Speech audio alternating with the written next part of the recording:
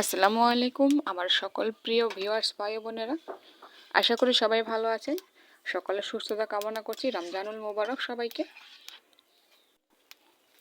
রোজার মাস, রহমতের মাস, রহমতের আজকে 9 দিন হয়ে গেল, কিন্তু আমাদের ভিতরে না রহমত, সহানুভূতি, তারপর হচ্ছে মানুষের প্রতি একটা করুণা, বিশ্বাস, মোট কথা কোনোটাই নেই।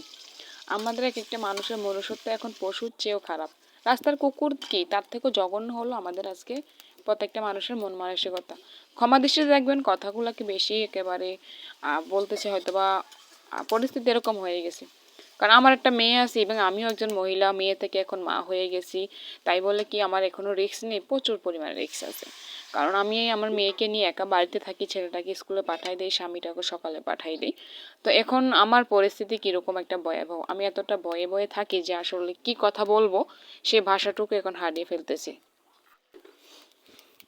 কারো বাসায় কেউ বেড়াতে যাবে, মেহমান আসা মানে তো হলো একটা নিয়ামত, আল্লাহ তাআলা মেহমান পাঠায় খুব খুশি হলে। আর আমাদের এখানে দেখা যাচ্ছে কারো বাসায় এখন বেড়াতে যাওয়া একটা রিস্ক হয়ে গেছে। কারণ 8 বছরের একটা মেয়েকে বাবা আর ছেলে কত নরপশু হলে এই জঘন্য কাজ করতে পারে, দর্শন করলো। মেয়েটার অবস্থা এখন খুবই ভয়াবহ। তো এইটা হতে পারতো আমার মেয়ের সাথে, হতে পারতো আপনার মেয়ের সাথে, বা আমার বোনের সাথে, আপনার বোনের সাথে হতে পারতো। বিচারকরা এখনো তাদেরকে কেন বিচার করতেছে না? বিচার ব্যবস্থা এত লঘু কেন? এটাকে তাড়াতাড়ি করা হচ্ছে না কেন? মেয়েটার জীবন যাওয়ার পরে কি বিচার হবে? যখন রাজপথে স্লোগান নামবে তারপরও কি বিচার হবে? এর আগে কি বিচারটা করা যায় না? বলতেছিলাম মাগুরার সেই তৃতীয় শ্রেণীতে পড়া মেয়েটার কথা, যে বোনের বাড়িতে বেড়াতে গিয়ে সে তার জীবনহানি হলো। তাকে দর্শন করা হয়েছে, এমনভাবে দর্শন করা হয়েছে যে তার মা লজ্জায় বলতে পারে না, তারপর মা তো মেয়ের প্রতি একটা কষ্ট চলে আসে, ব্লেড ব্যবহার করে নাকি তারপরে মেয়েটাকে দর্শন করেছে। ইভেন তাকে গলা চেপে হত্যা করার চেষ্টা করা হয়েছে। রাব্বুল আলামিন এখনো তাকে বাঁচিয়ে রাখছে, যদিও কৃত্রিম উপায়ে তাকে শ্বাস নিঃশ্বাস দেওয়া হচ্ছে, সে কোনো নিঃশ্বাস নিতে পারছে না। আজ 3 দিন হয়ে গেলে এখনো তার সেন্স নেই।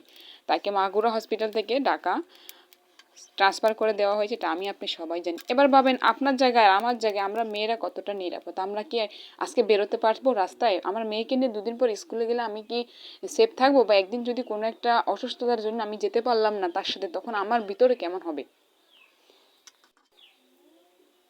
আসলে আমাদের দেশে আইন ব্যবস্থা আছে, অনেক আইন ব্যবস্থা লিপি আছে আমরা দেখি, কিন্তু আসলে আইন ব্যবস্থাগুলো পর্যায়ক্রমে এটাকে দেশের মানে বিভিন্ন খাতে কঠোর থেকে কঠোরভাবে এটাকে কাজে লাগাচ্ছে না। সেজন্য আজকে এই পরিস্থিতি আমাদের। কারণ টাকা দিয়ে আজকালকার যুগে আমাদের সব কিছু হয়, টাকার বিনিময়ে সব কিছু হয়ে যায়। সেজন্য আমাদের দেশের আইন ব্যবস্থা এরকম। দেশের অর্থনৈতিক অবস্থা খুবই খারাপ আমাদের, তারপর আমাদের কোনো দুঃখ নেই। আমাদের কিন্তু আইন ব্যবস্থা তো অনেক উন্নত হওয়া উচিত। সবাই কি বলেন?